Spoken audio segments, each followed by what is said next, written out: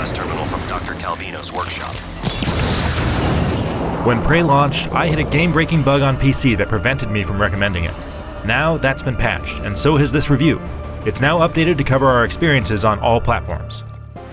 With a sophisticated setting built to accommodate classic RPG mechanics we don't see often enough in modern games, Prey feels both new and nostalgic at once. A wonderfully explorable science fiction environment proves dense with interactive systems, intrigue, and ever-present danger. And though the combat's only slightly preferable to the weak stealth options, I was a little surprised at how quickly my time played clock seemed to tick up toward 40 hours before I reached the end.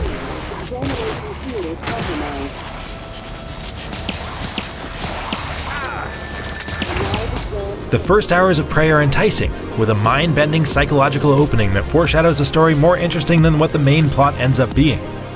However, as I roamed the enormous and fascinatingly anachronistic space station, I came across countless small stories. Between emails, audio logs, and thoughtful environmental storytelling, developer Arcane did a fantastic job of making this bizarre place feel lived in long before I ever met another living human. And the surprising mobility you get made me want to turn over every metaphorical rock. Which is devious, because some of those objects are actually disguised aliens who will surprise you and try to eat your face. Those jump scares get old after a while, but they were extremely effective at making me paranoid. When I encountered survivors, at first I was disappointed at the lack of dialogue options. You go. Get something of mine.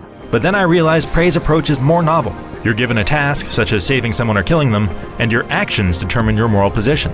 Do you save a group of people under attack or leave them for dead? Do you kill mind-controlled humans or find a way to free them?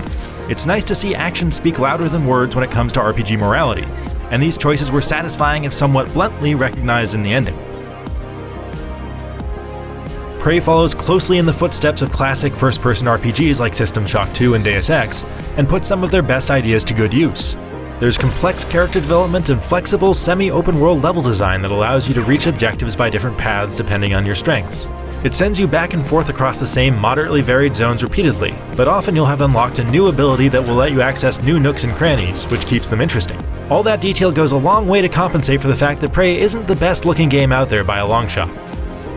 I appreciate that, like in Fallout 4, all of the thousands of objects strewn around the map are useful in some way. Everything, even the junk, can be thrown in the cartoonish recycler stations and broken down into resources, which you can then turn into items. So no matter where you go on the station, or even outside in the zero-G environment, you're constantly rewarded just for gathering everything you can get your hands on, like a space hoarder. Inventory management can be a bit of a pain thanks to a bug that causes common items to not automatically stack correctly, but the auto-sort button helps.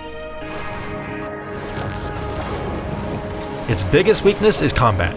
Fighting aliens and robots is fine, but their AI isn't reactive or curious seeming enough to make them fun to mess with. For instance, you would think the ability to turn into any object would let you play hilarious pranks on enemies, but most of the time the joke falls flat because monsters don't act confused by moving pieces of garbage. They just want to kill it like they do with everything else. And that's about as interesting as stealth gets. You can sneak past enemies and lure them around, but not much more. This isn't anywhere near as stealth-focused a game as Arcane's other series, Dishonored. I did have fun messing with the innovative glue cannon, but its ability to create staircases is nowhere near as full of possibility as a portal gun or a gravity gun. Other weapons are pretty typical, so as soon as I got access to powers like mind control, I used it to Jedi mind trick my way past as much combat as possible. Controls feel good on mouse and keyboard, but with a gamepad the first thing you'll want to do is turn up the sensitivity. Otherwise, constantly turning to face mimics that jump behind you gets frustrating quickly. Load times can trend a little on the long side on consoles though, and we've inconsistently seen some minor input lag on the PS4 that took some time to get used to. And if you're a PS4 Pro owner, unfortunately there aren't currently any enhancements in resolution or frame rate. It's 30 frames on consoles and uncapped on PC, where it runs beautifully. Prey's curious alternate history universe, intriguing side quests, hidden threats, and detailed environmental storytelling make this space station a joy to explore. All of that picks up the slack for combat and stealth that doesn't feel fresh enough to sustain it throughout what can be a long game. For more, check our graphics comparison, the first 11 minutes, and everything you need to know about Prey.